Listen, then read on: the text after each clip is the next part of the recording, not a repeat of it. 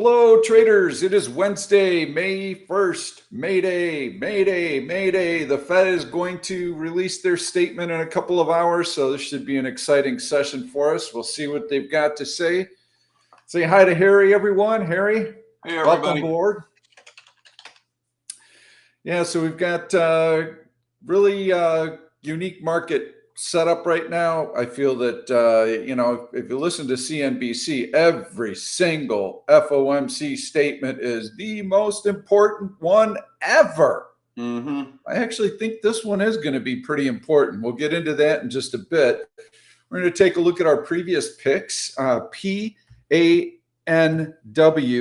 was my pick from last week. I have been leaning bullish. We're looking to sell an out-of-the-money bullish put spread, keying off of the 270, 250, 270 bullish put spread, 50-cent credit. That was definitely there, and it should be trading for less than that now. So still way out of the money, neutral to slightly bullish strategy because we don't know what's going to happen today. And the other pick that I put out was APH on Sunday. And that was also a bullish pick. And you can see that the stock is pretty much where it was Monday morning, which is a testament to trading relative strength. So, Harry, what was your pick last week? It was BABA. I picked BABA long. And as you can see here, BABA, when I picked it last Wednesday, it was around 73.75. It's now 75.83. At any point of the day after Thursday, Friday, any of these days here, you could have taken profit. You can take profit now. I still like BABA. I still think it has room to grow. Would like to see it get above 77 here. Would be a good buy zone for it to add to it. If you're still in the trade, you could add at 77. But I still like it. So that was my pick. That would have made a decent profit for anyone who took it. Yeah, and I noticed that FXI was also breaking out, and that was another confirmation for your pick last week. We had this very long-term downward sloping trend line that we had pointed out right here that was breaking out to the upside. So you've got Chinese stocks moving that way. I did happen across a long today that was interesting. It's not going to be my pick, but I do like that heavy price volume and the price action on a day when the market has been drifting lower, has been super steady on the way up. That is NIO. D1 chart, you can see big breakout above AVWAP-E, above the 50-day moving average, heavy volume, got lots of room to run to get up to that 100-day moving average at about $6. So it's got a 10% move before it even gets to that resistance level. So I do like the price action today. I think it's going to keep going. I like it. I also like that it has this, if you take from Wednesday, March 27th, the top of that, you can connect it. It has around 4 touch points there. It pretty much goes right into the 50 SMA. And today, so not only did it break the SMA, it also broke that upward ascending algo line. And so you have 2 breaks of resistance on this. You don't have earnings to June 14th. I like this one. This is, and you also have pretty heavy volume today already. Yep, it's been very steady. So that one looks pretty good to me. I've got a couple of others that I like as well. I'm going to do some technical analysis on the market. I'm going to give you my sentiment, and then I'm going to let Harry take over from that point on, and he can talk a little bit about the Fed and what his expectations are today. You can see this is a 5-minute chart of the S&P 500. I'm going to shift to the daily chart. And so we had this pullback right in here, and we bounced above the 100-day moving average. Everything looked pretty good in here. We've been looking for the bounce. We've been playing the bounce. And first and foremost, gee, Pete, you got this wrong because the market bounce isn't all that strong. Well, we started adding in here, and we've been long financial stocks. So financial stocks have done very well. And these are starter positions. What I wanted to see this week was I wanted to see follow through, and I wanted us to attack a VWAP-Q, and the 50-day moving average. A VWAP-Q is the green line. The purple line is the 50-day moving average. That could still happen today if we get a dovish Fed statement, but we would have to blow, and I mean blow through this level. I don't want to be poking at it. So long green candle and through.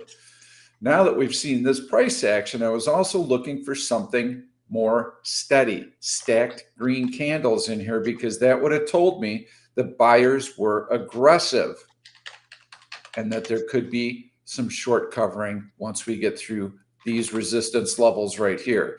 But I'm not seeing it, and this is turning into a wimpy bounce with lots of retracement.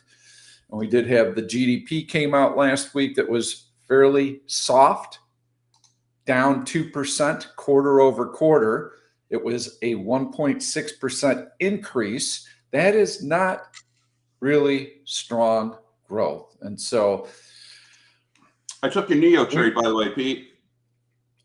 All right, nice. We'll check on that a little bit later too. So now that we've pulled back, we have this upward sloping trend line on SPY that could be breached very easily, and that would be a bearish flag formation with a breakdown below that 100-day moving average.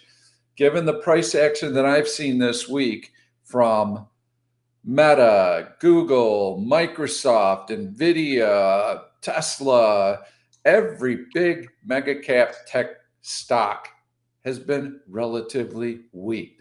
They're not leading the charge higher. And we've had all those earnings a week ago when we did our presentation. We still didn't know how those earnings were going to play out. Now we know that there's not any excitement coming from the earnings releases. And so I am going to exit my starter long positions before the FOMC statement. Given the price action I've seen in here, this is not the strength I was looking for. And I believe that testing that 100-day moving average is going to be very easy, especially if the Fed doesn't get on the dovish side. That's what the market wants right now. So, Harry, what are your perspectives? I know that you did a really a cool SPY strangle. So why don't you tell us about that as well? Yeah, I did a strangle. I felt the premiums were good for that, lower premiums than one would expect on the expected move. And so I basically bought the 503 puts and the 509 calls, and I did that for a total of about $5. So today I sold those puts for around $475, basically covering the cost of the strangle, which means I now have free calls going into this FOMC. So if there is a dovish tilt to the FOMC, the market jumps up. And as we've all seen also, you sometimes will get this jump up and then a knockdown. But if at any time we get this jump up on SPY from the FOMC, I have these free calls just sitting there. I did the same thing with Tesla the day before, where I took the 205 calls and I took the 187.5 puts. And then I sold the puts for the price of the strangle. And that really is, there's different ways to handle strangles, right? You can sell the whole thing as a spread where you're getting back or you're getting profit over your original cost. But another way to do it is if one side of the strangle gets to the, if that option gets to a price that's equal to what you spent on the strangle. So let's say you spent $5 on the strangle, $250 for the calls, $250 for the puts. And the puts get to $5. You sell those puts. Now you have those calls free and clear. And what that means is that even worst case scenario, the calls go to zero, your position drops, you break even, right? So now I have two positions, both in SPY and Tesla, where my worst case scenario is break even. Anything that those calls are worth on Friday becomes profit. So if I get a jump in the market and Tesla goes with it and SPY goes with it, whatever those calls become are profit. So that's how I handle those two strangles on the market. I did take your NEO just now. I took the $4 calls for 517 at $1.37. They're almost at parity, which basically means I'm not paying any premium there, right? It's 0.9 delta. And so you just, to figure out how much premium you're paying, just take your strike price, $4, add the cost of the option, $1.37. That's $5.37. What's the current cost of the stock? $5.34. So I'm paying 3 cents, 3 cents in premium, right? Which is way less than 1% of the cost. So I'm basically 1-to-1. So this becomes a surrogate stock position in the challenge account. With 15 call contracts, I basically now have 1,500 shares of NEO. That goes out to May 17th. That's why I took that position. That's why I took 2 weeks out. And there's plenty of volume in those positions. So as for the Fed today, it's interesting because there is actually a new wrinkle. Now, normally when you think the Fed, you're thinking, all right, how much of this is going to be, obviously they're not cutting rates today, right? But is there going to be indication from Powell that they're still looking at rate cuts? Will it be later on in the year? You know, everyone's going to be parsing whether or not he has a dovish tone. But there is one thing that turned up in the last minutes that the people and investors are going to be looking for this time. And that is whether or not they're going to sort of reduce their QT program, the quantitative tightening program. And so currently, you know, the Fed lets around $50 to $60 billion in Treasury mature each month. What that basically does is it takes away $900 billion of liquidity out of the market every year, right? Every year, around $800 to $900 billion is being taken out of the market by letting those treasuries mature. There is some indication that the Fed is going to reduce that by half, that they are going to ease up on their quantitative tightening. It's not going to be quantitative easing exactly, but ease up on their tightening. And if they do that and lower it to letting around 30 billion mature, let's say instead of 60 billion, that puts an estimated $400 to $500 billion of liquidity back into the market at the end of each annually. That's a big deal. So while normally the focus is on rate cuts, this time the focus is going to be on an actual decision. Did they, not on his tone, not on his dovishness or hawkishness, but whether or not did they decide, hey, we're going to cut from 60 billion to 30 billion, the number of treasuries we're letting mature each month. And if they do that, even if they have a somewhat hawkish tone, you could see the market and the bond market certainly respond to that influx of liquidity. Yeah, they've been so steadfast and so hawkish for so long that I think they're going to err on the side of not giving the market what it wants, because they have constantly hedged every statement with, yeah, you know, inflation is still persistent and we don't see the core rate coming down the way that we'd like to. The economy is strong. So we're really not in any hurry to cut rates. We don't need to, and we've already made that mistake before.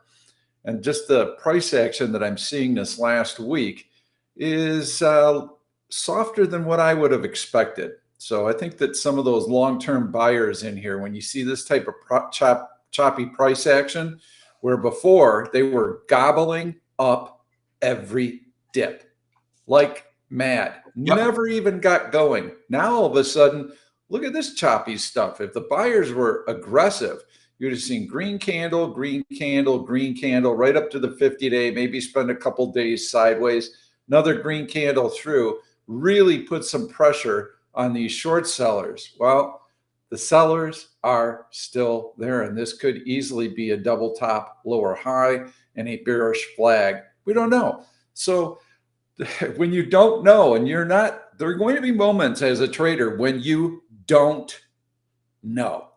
And that's when you go to the sidelines, you wait for new information. And when you get that new information and that price confirmation, the price confirmation today would be a breakdown and a test of the 100-day moving average or a breakout above a VWAP-Q. Either way, I'm good to go. I'm flexible. So that is when I will be trading. You know, there's a weird, it's kind of funny, but it kind of made sense when I read about this. So, you know, Powell is a purist, right? He believes in the absolute autonomy of the Fed. And it's no secret that if there's an administrative changeover. Powell probably is not going to keep the job he has. So put aside his own self-interest in wanting to stay in the position that he's in. But the proposals on the table, if there's an administrative changeover, is to remove a lot of autonomy from the Fed. One thing that could affect that is juicing the economy. Nobody can juice the economy like the Fed. The Fed could juice the economy like that. I just wonder if there's a slight little among the Fed president's psychological error, maybe it's just a little bit of a nudge there to, well, serve the greater good. Fed needs to remain autonomous, juice the economy a little bit here. Probably not, but it has to be in the back of their minds, I'm sure. It's just one of those little untangibles, one of those X factors, so to speak, that lends itself towards just maybe. But we'll see today. I mean, Powell is, I happen to think he's a very good Fed chair. It's a very difficult needle to thread. They made a mistake in the very beginning, obviously, by thinking inflation was transitory. It wasn't. But since then, I think they have, resisted calls to stop the rate hikes when everyone said there's enough. And now they're resisting calls for rate cuts when they don't really need to, as long as the economy is doing well. So we'll see what happens. It will be an interesting meeting, but to think that they're going to cut rates when until unemployment gets over, bounces up from all-time lows is kind of ridiculous.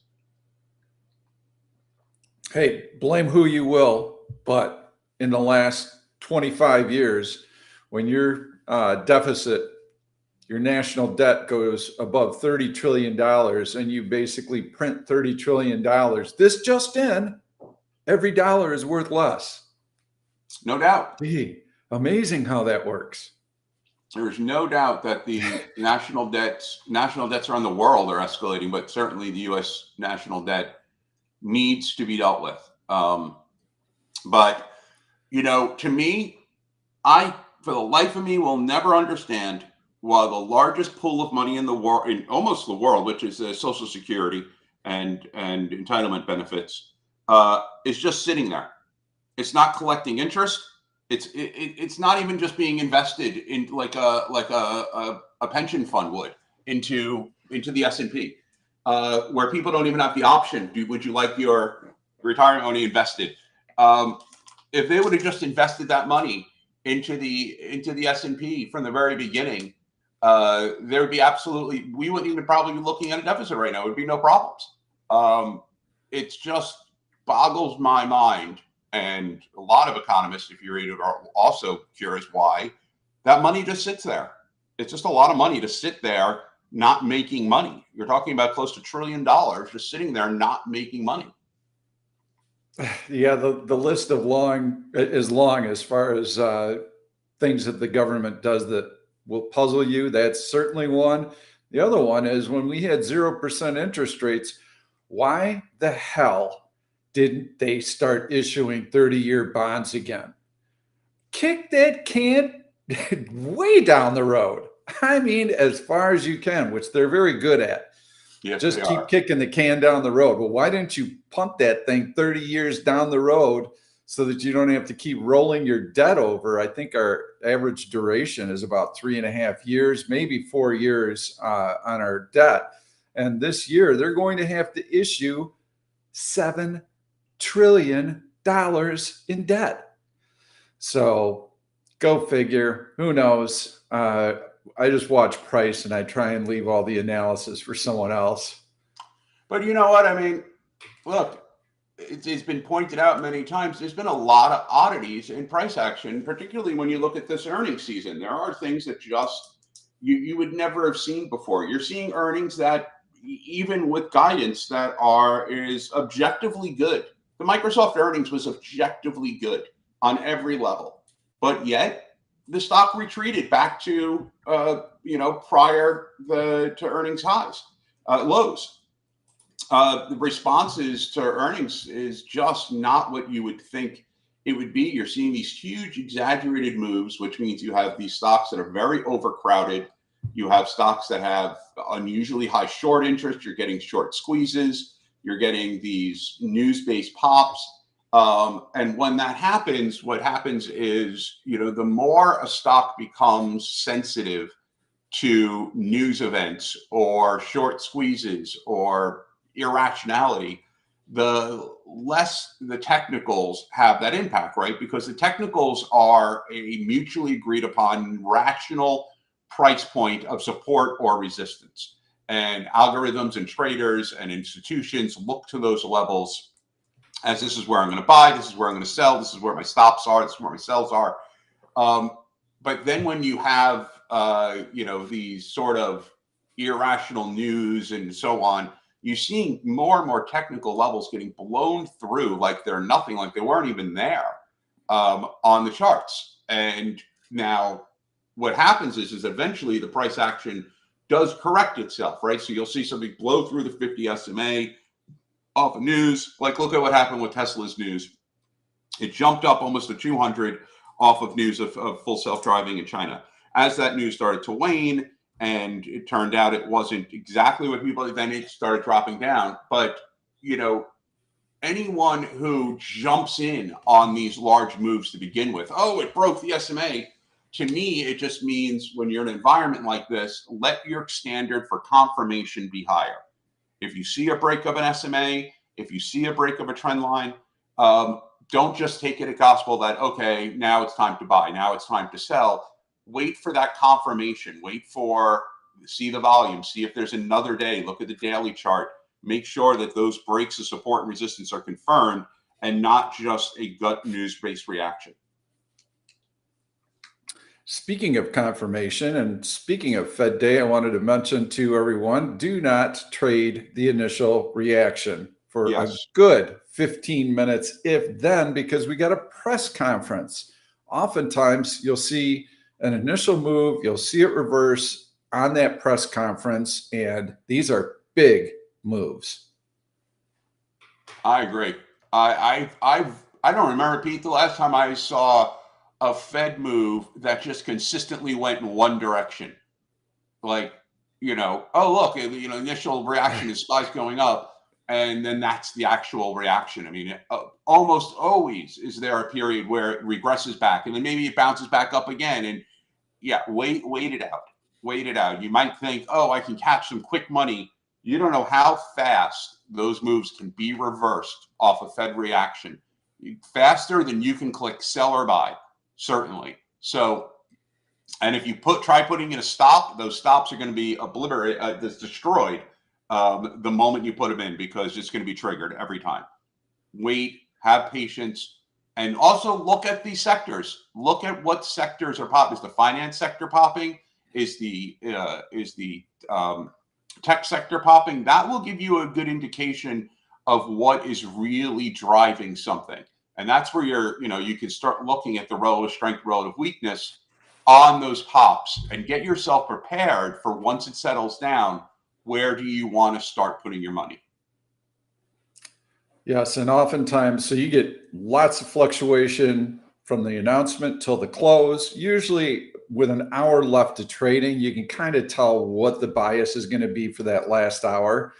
But overnight, you oftentimes have that move reversed because everyone really starts ripping apart the statement and they start dissecting every word and every comma and, oh, no, we think it really means this. And then the next day you'll see a contra move. And tomorrow after the close, we've got Apple. Friday morning, we've got the jobs report. So there's a lot of news to digest in the next few days here. Agreed. So I guess let's start looking at some stocks here and see. I'm going to highlight mine. I like 3M. And 3M has been a dog of a stock for a very long time. And you can see earnings, right? This is, yes, this is a very long-term downtrend in the stock. You can see this is a significant trend line breach to the upside. It is above all the major moving averages. It's above these trend lines. These are our automated trend lines. You can see the earnings before the open yesterday and this gap up through horizontal resistance. Stock held all of its gap when the market did what?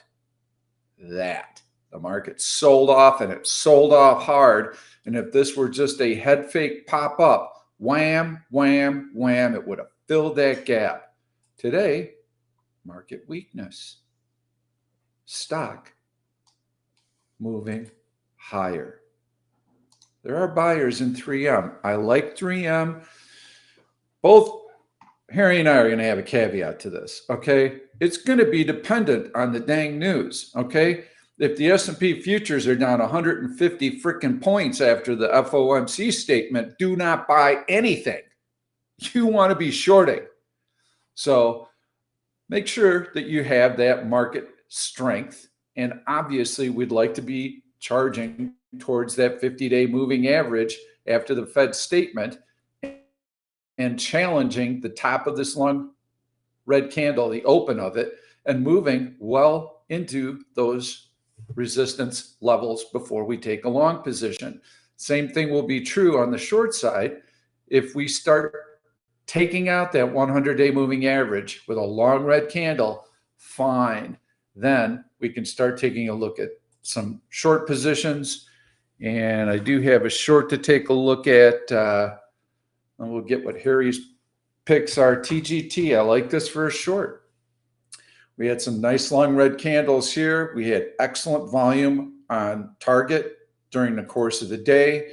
The D1 chart, you can see how it's rolling over steadily. It's through this low minus trend line. It's through the 50-day moving average. It's through AVWAP-E, and it's got plenty of room to get down to the 100-day moving average. So I think this stock has a nice, easy path down to that support level. And if it attacks it, it could take that level out. Fed stays tighter for longer with any signs of economic weakness. You're going to see retailers take a little bit of a hit, and we're already starting to see that weakness right now, relative weakness right there. So those are my two picks for the day. And we might have lost Harry, so we'll see if he's able to log in here. So I'm going to continue to take a look at a couple of other things while we're waiting for him to get back on. We'll take a look at the market. And you can see how it's dead to the head right now. All right. Am I back? We've got Harry. Yep, we've got Harry back. So I thought I lost you. Turned out you lost me. All right, good. Okay, now I'm back. Great. I love MMM. I think it's a solid pick. And I like if now you'd have to get out before earnings on this one. I like TTD. It's a surge into earnings stock. It has earnings next week, but I like the way it's holding on that 50 SMA there. It broke through. It's holding today. It's breaking upward. I like TTD also as a stock that's going to perhaps surge into its earnings number. You'd have to get out of this position before earnings, though. But TTD is a long pick on my side here. Yeah, it's above all the major moving averages. I don't know if you follow AVWAP-E, but it's above that. I find it to be extremely relevant. So it's got a clean path to continue to move higher, and consistent with relative strength and relative weakness. Look at this stock. It's putting in a bullish engulfing candle and taking out that previous red candle from yesterday when the market is down. So this stock is actually higher than it was yesterday on the open when the market is clearly much lower. There's the opening of the market. There's where the market is now. Look at that drop. This stock is actually above where it was yesterday on the open. I like it. All right, let's see. Should we look for a bearish pick? I already found a bearish pick. I just mentioned TGT as my bearish pick. I got you, TGT. I'm hesitant to do anything. I mean, obviously the semis are, let me take a look at TGT here. Yep.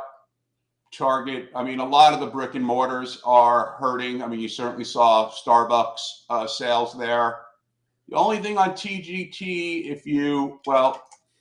taking out the anomaly of March 15th, you do have this downward ascending trend line from the bottom of 3.5, connects to 313, 314, 318, and then right to the low of today. So I'm going to put an alert on TGT at 157.30. And if it breaks the 157.30, that's a nice short for me. And notice how Pete and I, what we do is obviously a lot of these picks are contingent, like we said, on the Fed. And also we're putting alerts, right? And alerts, which so many traders don't use. And it just, I don't understand it, because alerts are the simplest free thing you can do. It costs you nothing. You put an alert. Hey, tell me when the price crosses here, right? Or tell me when it crosses this line. Simple as that, right? You draw the line. When this line breaks, tell me when. And it costs you nothing. And what it does is you just set it and forget it. And maybe a day later, 2 days later, alert triggers. All right. Doesn't mean you jump right in, but you look at the conditions. Maybe it's an alert from a month ago. You forgot it, but you can still look and see, all right, is this still valid? Alerts cost you nothing. If you set up a system where you have 30, 40 active alerts sitting out there, you're going to get trades presented to you on a platter every hour. Here's a new alert. Here's a new alert. Here's a new alert. And you can pick and choose. I mean, your best scanner is your own alerts. And I don't understand why people don't use that more often. Brian, you asked about Workday. I already closed that for a profit this morning. So. But I mean, Pete, doesn't it drive you nuts that people aren't just constantly setting alerts? There's no emotional attachment to it. It can do whatever it wants. You're not tying up your capital. I mean, the list is long of benefits to setting alerts. Plus, if you're flipping charts, there's so many times I'll go through a bullish search and I'll see a couple of key anchor points and I'll go, this stock looks good from the bullish standpoint, but man, if this support level is ever breached, that would make a nice trend line. I'm just going to draw it there. And then lo and behold, the stock breaks down below it. And you weren't even looking at the stock for a bearish trend line breach, but you happen to see a couple of points that really made sense. Take the 10 seconds to set the alert. There's a psychology issue that I've noticed a lot of traders.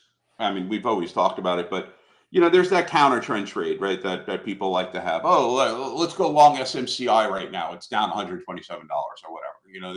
That's sort of a mentality people have, because every now and then you'll get that bounce back, make money, and that's what you remember. But what you have to realize about something like alerts, to come full circle, is let's say you have an alert on a stock that's a $100 stock right now. You have an alert at 103 and the stock moves up to 103. But then you start thinking, well, I just missed the move, right? There was a $3 move, a 3% move up in the stock. I just missed it. That alert's there for a reason. What it really is imagine a starting line. And that stock was behind the starting line. That $3 move moved it up to the starting line. Now there's a green light for buyers. Right? What that tells buyers is now I can go in and start accumulating this stock. It's past this hurdle. What it doesn't mean is, oh, now the move is over usually. What it means is now that signals that the move is actually about to get started. So a lot of people see these big moves down and big moves up and think, well, I've already missed it, so I shouldn't short SMCR. I shouldn't go long, this stock because it's moved up. That type of thinking needs to be reversed in order for you to be a successful trader. You have to be able to look at stocks that are going up and think it is a good time to buy. And you have to be able to look at stocks that are going down and know that it's a good time to short. Is if you start thinking now's a good time to do the opposite of that trend, which is a long way of saying the trend is your friend, there's no way your trading will be consistently successful. You'll have occasional big wins, but you'll have more often huge losses. And speaking of SMCI, there's a beautiful downward sloping trend line connecting the highs. It comes into play right around the 50-day moving average, which would also take out the high from the earnings announcement. And if it gets above that level, it could be 5 months from now. I don't care when it is. I'm going to get the alert and I'm going to take a look at it, and that price point will still be relevant. Now, there might be other price points in that meantime and other trend lines that are drawn, but this is good till cancel. It's out there for a very long time. These alerts are just fantastic. And so on a day like today, when you're sitting on your hands, you're watching The Price is Right or whatever, however you're biding your time, this is not when you should be relaxed. You should be out setting so many flippin' alerts on the long side and on the short side. And no matter what the Fed does, the market's going to move. And you're going to get alert, alert, alert, alert. And these are all going to be key price points. You're going to be needing to have some trades that you can enter instantly. You know, if you're a day trader, if you're a swing trader, you're kind of waiting to see how the dust settles overnight. Someone asked me about my WATAM on AXP. Obviously, I need AXP to bump up here. And why did I choose an expiration date that's only 2 weeks away on the long put? Normally, you go farther out than that. You're correct. Normally, you do. I'm treating the Fed as sort of almost an earnings event for a financial stock. So that's why I shortened the time spread to the long put. If I get a bump up in AXP and I get my short put to expire worthless, I'll sell another short put for next week, get 2 weeks worth of put selling in while having a close by long put to protect me. So that's the idea. Seeing a bit of a bump here in Tesla jumping. Not sure why, but it is. Also looking at the market, playing with VWAP. I'm not going to put much credence either way, because this is all going to change in a matter of an hour and a half when the Fed comes out and just sort of blows these technicals out of the water. But that is, you know, for the moment, if you're doing some short-term trades, that's what you should be looking at here, is right now on VWAP. But I kind of feel SPY's going to hang right around VWAP until the Fed. There's no reason for it to go below 500, no reason for it to go up at the moment until we get an announcement. How do you tell the difference between overextended and the mindset issue? Overextended is you know, another way of saying RSI, right? Your best way of doing that is take a look at some stocks. Take a look at NVIDIA, right? Now take a look at NVIDIA on, let's say, the beginning of the year, January. And now you see this rise from 490, somewhere around there, all the way up to over 1,000, right? Or close to 1,000, 930 or something. At what point is NVIDIA overextended on the long side? Is it overextended after its 50% move in 2 weeks? Well, a lot of people would say yes, right? I mean, the stock went from 400 to 600 in 2 weeks. So you're, you know, mid-January, you're looking at a $600 price point.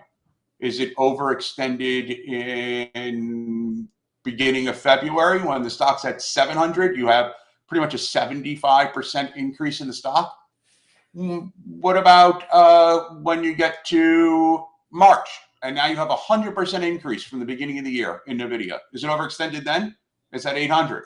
Oh wait, it goes up to 1,000.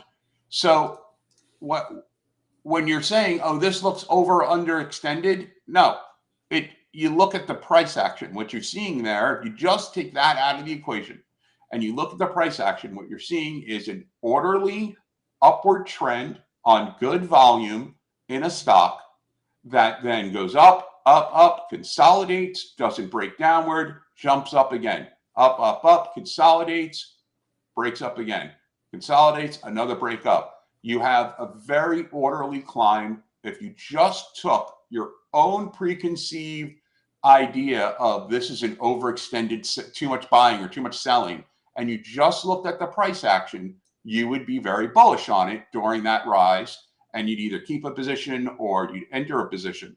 If you start thinking it's got to return, you know, reverse sometime, well, that's where you get in trouble, because you're not sitting there with the knowledge that institutions have and everyone else has, and yet they have that knowledge and they're buying. So somebody out there is, you know, You're sitting there with just your gut feeling, and they're sitting there with everything in front of them, and they're buying. That tells you something. Yes, and so you want to buy into these patterns, these nice, tight, orderly patterns. And when you talk about overextended, overextended does not mean short. Okay. But if you're looking to enter and it's moved away from the EMA 8, this is a really good gauge. Let the EMA 8 catch up to the stock, or let the stock pull back just a little bit to get that EMA 8 to where they're very close. Now you have another entry point. And so you buy in here, and most people would be looking to exit this position. You should be adding to the position, not exiting. When you get tight price action like this, and I'm not talking whippy price action all over the place, I'm talking nice and orderly with no dips. This tells you institutions are accumulating the heck out of that stock. Any chance that you get to buy it by the EMA 8 is an opportunity. Obviously, you've got earnings here, but you preserve that mentality. Now the stock starts getting a little parabolic. When I see a long red bearish engulfing candle off of a relative high, danger. Take your freaking gains and be done with it. This is a huge move. Now you can wipe the slate clean and see what it does after this point. But those long red candles like that, especially bearish engulf off an all-time high, that is your warning sign. That is legitimate selling. And you can see how NVIDIA has not been able to recover since that long red candle. AMD was a question. AMD was a question I had. By the way, on Nike short, for a Nike short there. I like that. I was looking at Nike. AMD, I shorted it. Did I do the right thing? Yeah, you can see how the stock has continued to move lower today. It's got this trend line breach right here. It's still got some room to the 200-day moving average. So AMD looks nice, and you can see the follow-through selling here. 1 second. And Nike, I'm going to bring that up real quick since you mentioned it. I was looking at that. I like that short. And you can see. I did put something at 89, 88.50 as alert because of that bottom there that you see, that consolidation from 4.3. I'm sorry, from 4.4 over to 4.10. Yeah, yeah. Relatively weak. I like this breakdown below AV Web E. It's below all the major moving averages. So yeah, that all looks like a solid short to me. And yep. Today it's been drifting lower as well. I'm going to pop up something very quick. I'm going to give you a peek at something I've been working on. It's pretty cool. This is a 15-minute chart of SPY, and I'm trying to simplify the way that we look at 10P. I've also made a couple of changes that are not going to change the oscillator, but you can see, I mean, there's your buy signal. It tells you to get out here, but then it's right back in on a buy here. You're short, but you're back in. So there's a little back and forth in here, but not too bad. I mean, that's a fantastic short in there. You've got a nice long there. You've got a nice long there. There's the short yesterday. And go into a 5-minute chart, you can see what it's been doing today. So today, and when you get into these flat markets like this, that's when you're going to get these back and forth signals. But these are pretty decent scalps even. So I think I'm going to just preserve them. And I'm pretty happy with the changes that have been made. You got a long there. You got a short there. You cover for a small loss. Yesterday, you had a nice short in there. You had a fantastic short early in the day. So yes, as long as the market is moving and it's not trapped in a horizontal range, then you want to lean on it. So I'm hoping to get this out maybe in the next couple of weeks. I still have some work to do on it. And it'll be primarily for the S&P. So that's what tells us what side of the market to be on. What do you think of Best Buy, by the way, as a short? I like it. Take a look at this. I mean, you have a nice breach of a perfect upward ascending trend line here. that starts down on November 10th, comes all the way up to today, breaks down below it. You have some decent volume a couple of previous days. I like this BBY short. Yep, I like it too. I noticed it yesterday breaking below the 200-day moving average, and then today it had steady decline right on the open here. CLF was another one that was breaking down. That's I'm another actually nice taking it. short. I'm going to take BBY. I'm buying the 75 puts for $3.40 that expire on May 10th next week. I'm going to get them here. I'm going to try to get them here for $3.40. Let's see if it goes through. And see if I can grab these puts. Not going through at 340. I really like that break of that trend line there. I've got a question I'm going to answer while you're doing that. Do we ever trade ETFs like XLE, XLF? Well, in the spirit of riding the fastest horse, that's why we don't trade the S&P 500. We trade individual stocks. An ETF has components to it, and I want to find the weakest component, and that is still going to be the fastest horse. So no, if I'm trading XLE, I'm going to find the weakest component that is selling off the most, and that is what I'm going to trade. Someone asked me what I was thinking about my NVIDIA long on Monday. It was a pure momentum trade. I had a very short leash on it. I got out break even. I wasn't going to hold it overnight. Just grabbed 10,000 shares and got out at the same price I got in. That's all it was. Nothing more into it. But a good question from Great One Goofy, who always has good questions. What do you think about this, Pete? A WADAM post FOMC on RTX, long the June 21st $100 puts and short the 102 put next week. I really like this trade. RTX is, you don't get more of a WADAM pattern than the way RTX is looking right now. Well, and I've got historical implied volatility up on my chart as well. I hope all of you are using this tool. I mean, it's really helpful. When I'm looking at option trades, I could see instantly, look at the historical implied volatility has dropped. Right now, it's at 18. Okay, if you're looking for cheap options and even a cheap straddle or a cheap strangle, this one's it. I mean, you can go out in time and this stock is eventually going to break out of a compression and it's going to go one way or the other. And in fact, when you get these big market declines, like we saw in 2022, eventually the baby gets thrown out with the bathwater. That's when you want to start going in and looking for stocks that have very low option implied volatilities, and they may be stable, but eventually they're going to crack down. You can find some pretty good values in those options as well. Yeah. Let's see. I actually had VIK, the IPO. I signed 10,000 shares of that and just sold it 24. Oh, not bad. All right. Sorry. Neo's still looking good. BBY dropping.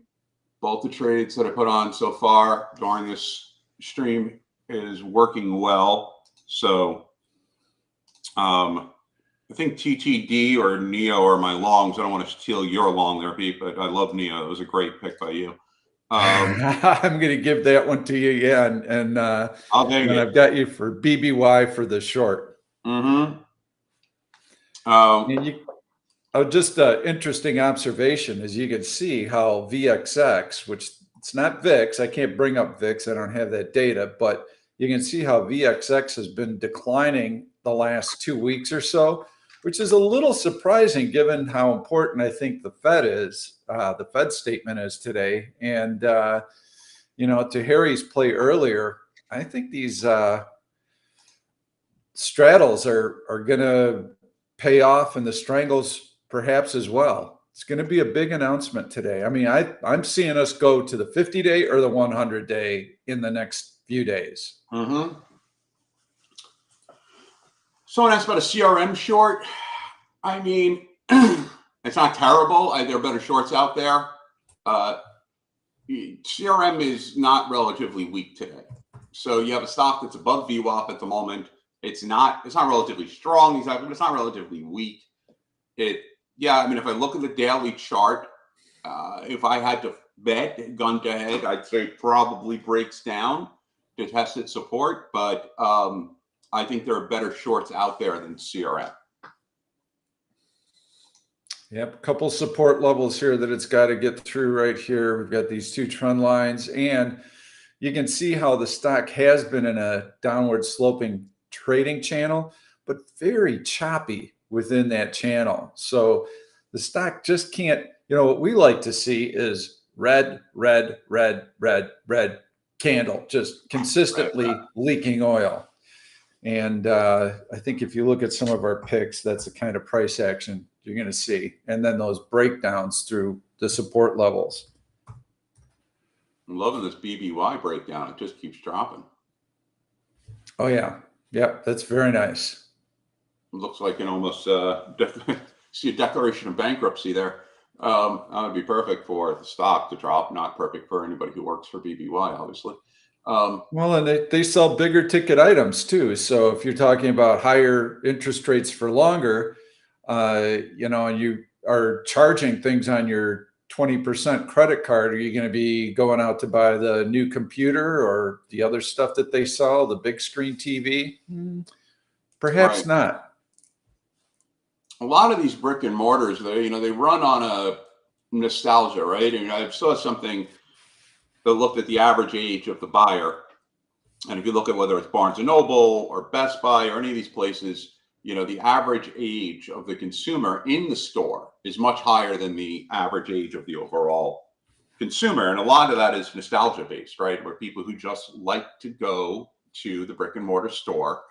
This is particularly prevalent in like a Barnes and Noble, right? There are people, myself included, who loves to go to a bookstore, buy the actual books. When in reality, you just have to go on your Kindle or whatever and you book 2 seconds flat, it's there.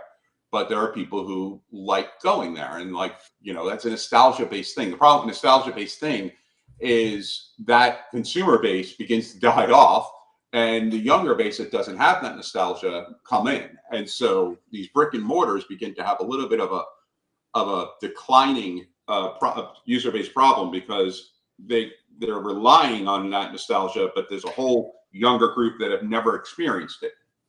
So it's interesting to see what's happening to a lot of these places. And obviously the Amazons of the world become the bigger beneficiaries. And you see Amazon's one of the few companies where it literally has never reported a decline in revenue year after year after year. This is a company that just keeps making more money.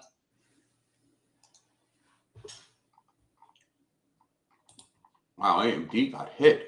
Jeez, look at that. Down 15, SMCI down. I mean, look at these. Today, NVIDIA's down. Yep. Yeah. These chip stocks are getting wailed on. You had some pretty high expectations going in. But at this point, I mean, Apple might be an anomaly. It might be separate from all that. But there has been some bloodletting here. And I'm surprised the market is holding up as well as it is right now with this, downtrend in the chip market. I think it's because you have finances and healthcare and communications all up today. But usually when you see energy down and tech down on the same day, that's usually pretty bearish. So the only thing holding this market now is you have very low volume, as we talked about, and you're waiting for the FOMC, which could reverse everything, in an instant. So all we can do is wait on good old Blue Eye Powell. Yeah, and there would be a lot of short covering if this thing does turn around, because I've been hearing from an awful lot of people that, oh, this is it. We're going lower. I'm just going to wait for price to confirm for me. And when it does, then I'll join that bandwagon. So I'm not going to be early. I'll tell you that anybody that is early and that gets a big rally in here, man, there's going to be some massive short covering. There will be. I agree. If there's an upside surprise here, if they cut those the quantitative tightening, if he makes some remark about they're no longer considering any rate hikes, even that alone might do it. Anything that this market can grab onto that would be seen as dovish, and you start seeing it jump up, particularly in tech and particularly in a lot of these chip stocks. And by the way, we are not saying go long any of these. We're not even saying take a flyer on out of the money calls or anything. That would just be like a scratch off ticket. However, we're kind of saying be prepared for it. Don't be surprised if you are short these things. You might want to be out of it before the FOMC, before the Fed announcement. It's not the minutes, because you could be trapped and be trapped really fast in some of these shorts if you are exposed at this announcement.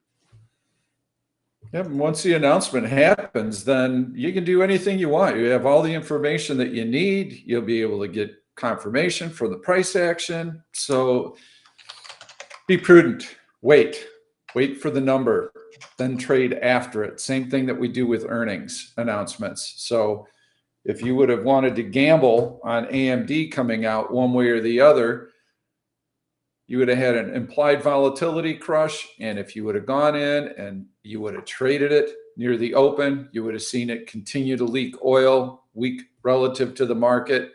You would have had plenty of opportunity to come in now that the information's already out there, D1 basis. You're seeing this trend line breach right in here. There's so much money you can make after the announcement that you don't need to take the risk before the number. One thing that's there's no secret that probably about 90% of our audience here is losing money as traders. We hear it all the time. And it's kind of crazy because if you look back at all of our broadcasts here and you add it up, I think we've only gotten one pick wrong, right? So you probably had 2 picks a week. Let's say you've had 20, 30 trades that we've given you over the months, 30 individual trades. Here you go. This is good long. My pick long for the week, peak pick long for the week. And out of those, 29 of them would have been profitable. But yet 90% of you aren't making money. And that is up here. That's a mental issue. It just is. That's you maybe taking that trade and it does well, but you're also jumping into something else. Or the trade worked, but it didn't work right away and you got freaked out because it dropped. And so you got out and then it went up and then up. So if you're listening to this and you've gotten 29 out of 30 good trades on these broadcasts and you're not making money, all you had to do was literally that's all you're trading. Just trade those 30 trades. That's it. And you'd be up. You'd be up a lot right now, but you're not. And that tells me, you really have to stop as a trader and think, what is wrong with me? Why am I not making money? It's not because the market is biased against me. It's not because there's something in the psychology of what you're doing that's screwing you up, that's stopping you from making money when you're literally presented with here's trade after trade after trade that works and you still can't be profitable. That is a mindset issue and you need to identify it. And if you can say that you have it, you actually need to maybe stop, go to paper trading, whatever it is you have to do, stop the bleeding, identify the problem, and then work to fixing that, because there's no reason why you all shouldn't be profitable right now. There's no reason. We're handing you these trades. It's like silver platter. Here you go. Go Neo long. Go this short. BBY short. Go here. Last week, go Bobble long. It's right there. So if you're not profitable and you can't also learn to find what we're finding on your own, there's a problem there that technicals can't fix. There's a problem there that's here. I just set an alert on letter Z, Zillow. There's a low plus trend line that is in play. Earnings were after the close today, I Yes, believe, earnings are or after they were. close. Yep. So I just got an alert set because if you get a hawkish Fed today, okay, people aren't going to be buying as many homes. If the stock has a negative reaction to earnings, and I break through this support line right here, it's got a long way that it can fall before it gets to this next trend line, this next horizontal support level. I want to be alerted. Yep. I could drop one up here too. And I might as well do that. I'll just connect these 2 points right here, and I've got the stock bracketed for whichever way it decides to go after that earnings announcement. If it's above $45, cool. If it's below $40, cool. I don't care which way it goes as long as it does so with gusto. Yeah, it's kind of amazing. The price of my house keeps going up, up, up, but there's nobody out there who would buy. It's like, okay, so the house is worth more now than it was a month ago or even last week, but yet there's nobody who's willing to buy it. Okay, well, might as well just keep raising the price. I mean, sure. Okay. There's just no, I mean, that also shows a supply problem, right? I mean, when there's no demand, but prices are still going up, that means there's also no supply. And a lot of people are saying the housing, it's got to break one way or the other because it is at an impasse that, coupled with those high mortgage rates, that really is hard to break. Yeah, they're the next generation of homeowners can't afford them, so they're having to go to the bank of mommy and daddy. Yep. And then they rent and rent and rent and rent. And, I mean, it's a lot of this. I mean, one thing interest rates will affect directly is the mortgage rates. So that market's going to be also paying attention to. Everybody wants to see, not everybody, but everyone is looking to see whether or not there's going to be any rate cut, even if by December. It's funny how we started this year thinking there'll be 4 rate cuts this year. 4. The first one will probably be in May. Or even March, and now it's like maybe we'll get one, maybe one rate cut we're hoping on. We just hope there's no rate increases, and yet the market still survived. So it's going to be interesting. This is going to be an interesting Fed. There's not going to be any obviously rate cuts this month, but it'll be interesting to see what he says. I'll be tuned into that speech pretty closely. I've got a mega cap tech that I really like. We've highlighted it recently. I like Google. I like Google all in here. I mean, this stock was holding its own better than any other mega cap tech company. It was one of the only ones that posted earnings and flew higher. Okay, now it's giving those gains back. I get it. But the market has been super weak. If we get a decent market pullback, I'd love to see it sit right at this breakout here, which is right around the, call it 160 level, and just pull back to it and be as stubborn as can be, not retrace at all with a market that's falling. When the market finds support, I would be a damn willing buyer of that stock at that 160 price point if I get what I've just outlined. It's just, yeah, it's pulling back. It's filling in this gap. That's fine. It's still strong relative to the entire mega cap tech sector. Yeah. I mean, I like Google. I like Amazon. I mean, those two stocks to me are the kind of, they kind of stand out. Maybe Apple will be one, but right now, Google, Amazon are bucking the trend. And I mean, it's also a thing of, that money goes somewhere, right? You have all this money, let's say in AMD, or it's in SMCI, or it's in Meta, or wherever it was, and bad earnings or earnings they don't like come out and they sell. But where are they going to put it, right? They could just sit there, or they could look at something like Google, look at something like Amazon, and say, okay, this is a safe place to park my money. Their earnings were good. The trend is good. Everything looks good about the stock. So a lot of the money is being diverted away from the NVIDIAs right now and into the Googles and the Amazon. So it's getting as sort of beneficiary of the other drops. I have a comment here that from Nodec that mortgage rates are not historically high. They are only high relative to where they've been in the last 10 years. Very true. 5% interest rates, 5.5% interest rates are really the historic norm on a 10-year. So we're right where we should be normally. It's just that we're so used to 0% interest rates for so long that those interest rates seem pretty high right now. You couple that with a very low savings rate, and yeah, it definitely reduces consumer spending. The problem, Nodak, also is the people who currently own houses.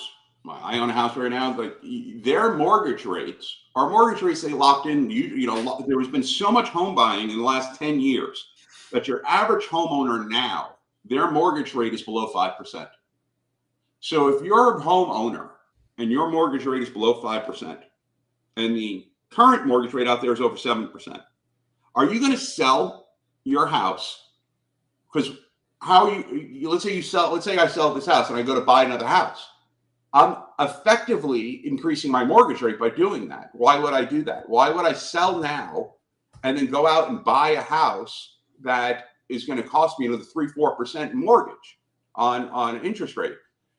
So you have, the problem isn't whether it's historically high or low. The problem is that most people who own a house now have a good mortgage rate locked in because they got it sometime before 2022, 2021. And now, why would they go out into a market where they'd have to pay substantially more to get what they already have? They wouldn't do that. So that's why you're having where no one's selling, because why sell if you're sitting there with a 3.5% built-in mortgage?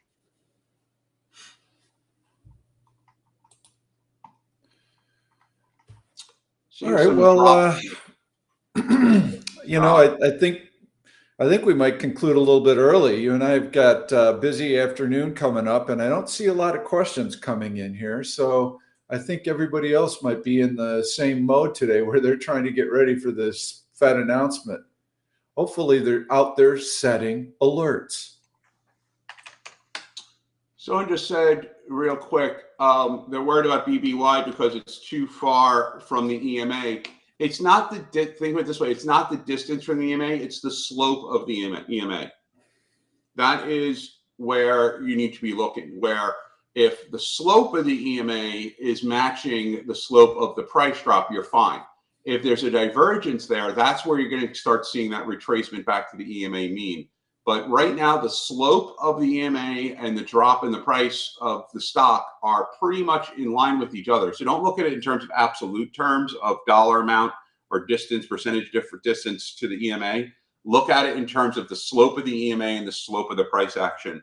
And that will start telling you if you're going to be looking at any type of potential reversion there. And I'm going to show you a trick that you can use on BBY or any other stock where you feel like, hey, maybe I'm chasing this stock a little bit and I would love to try and short it on a bounce.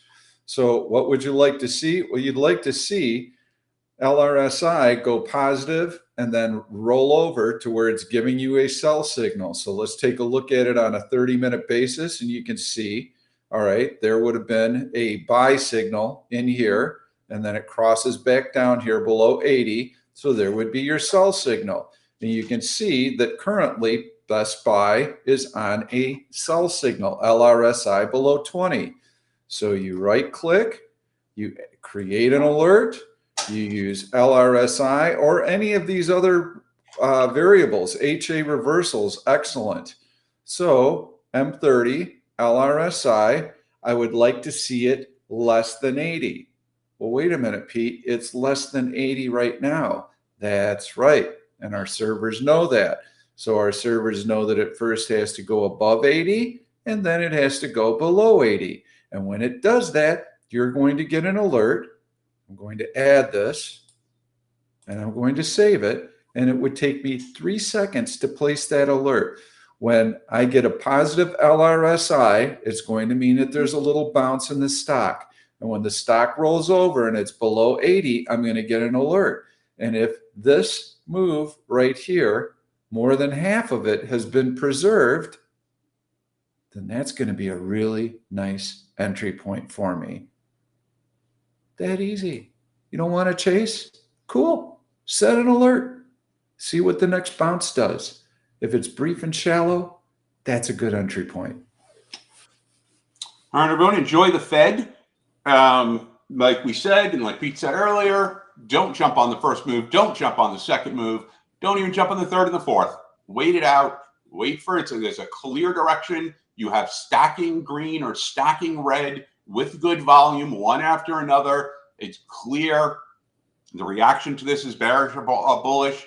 That there's, and even then there's a chance of the overnight reversal. So you have to be careful. So what you really want to see is a consistent, strong, unreversed move that lasts. Then you can start being confident. Then start looking at the sectors, seeing where the move is coming from. What is it affecting the most? Obviously, if it's a dovish Fed, you're going to start seeing tech going up.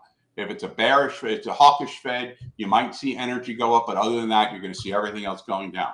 So be patient with it. You're going to get a move here, one way or the other. 500 is a pretty stubborn line in the sand on SPY. It's where we're at. It would take a fairly hawkish Fed for us to get a significant move breaking that 500, but this is where it would happen. And the market knows it, and that's why it's hanging right around that line. It's just prepping itself to break that major support level on any indication that we are having, potential for no rate cuts this year. The quantitative easing is not going to go as much as they thought.